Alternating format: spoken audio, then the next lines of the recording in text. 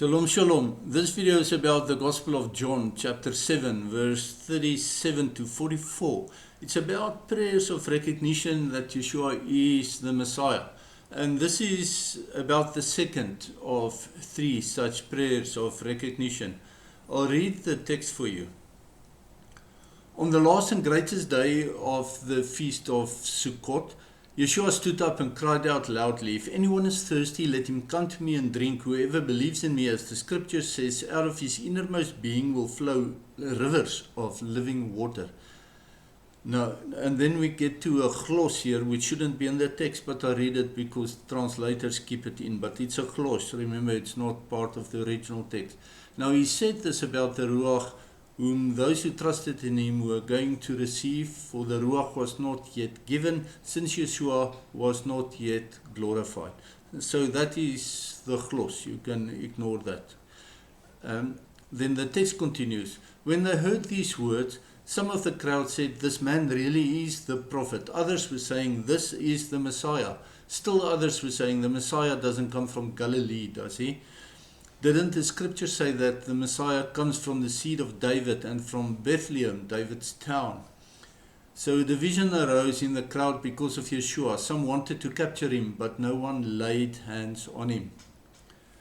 Okay, Sukkot is a 7 days appointed time festival unto Adonai. It's a Moed. There's 7 Moedim given in the Bible, and this Sukkot is one of them. It points us to the marriage supper of the Lamb and to his millennium reign. In the last day is the 7th day of the 7-day feast. 7 is rich in meaning. It represents the fullness of Adonai because 7 is a covenant. The 7th day is the only day in the Bible that were named. All the other days were merely named after their number. Day number 1, 2, 3, 4. Up to 6, and then for the 7th day it is Shabbat. It's named Shabbat, and Shabbat means the covenant of 7. To reject the 7th day Sabbath in favor of worshipping on a Sunday, a day dedicated to the sun god, is to reject the covenant of 7 with Adonai.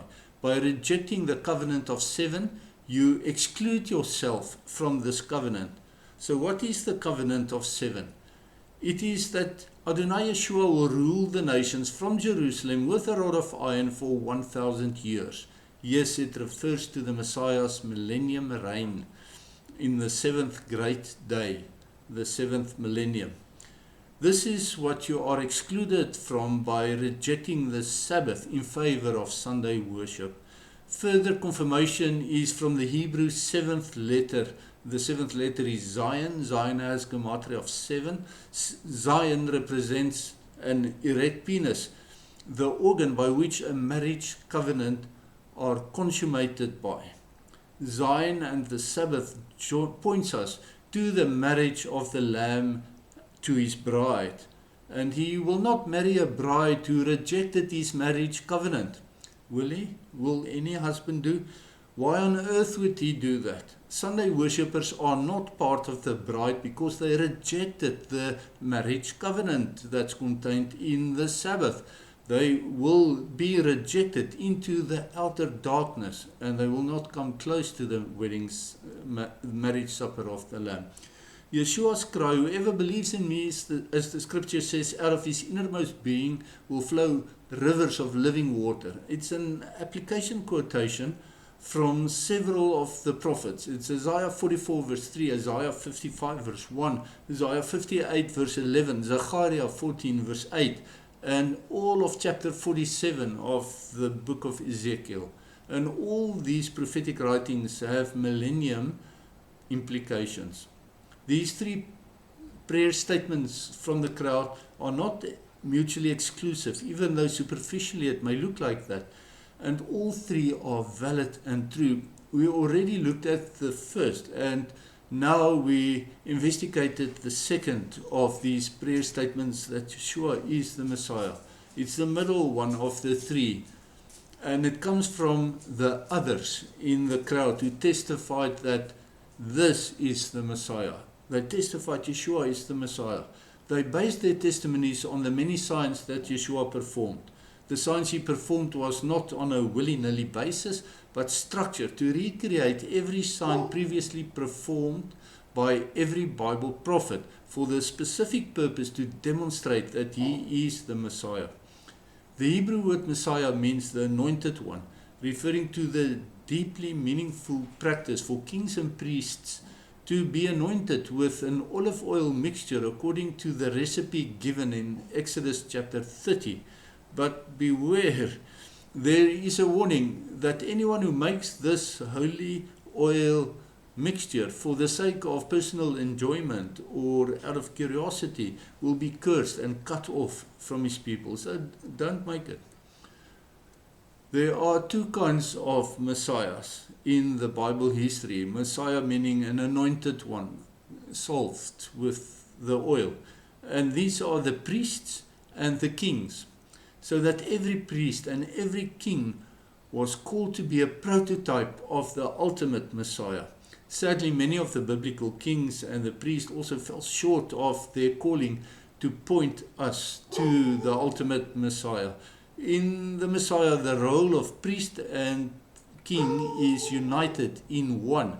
Yeshua is that ultimate Messiah who combines the roles of priest and king together in himself. Olive oil is symbolic of the Holy Spirit. And as we read in John 1 verse 33, the Holy Spirit rested on Yeshua.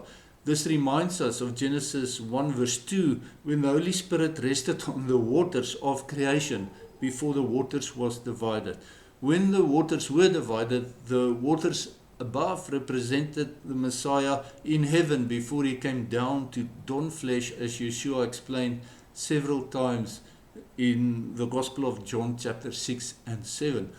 The waters below also divided into streams of fresh living water, which is the water Yeshua spoke about when he called out, "If anyone is thirsty, let him come to me and drink.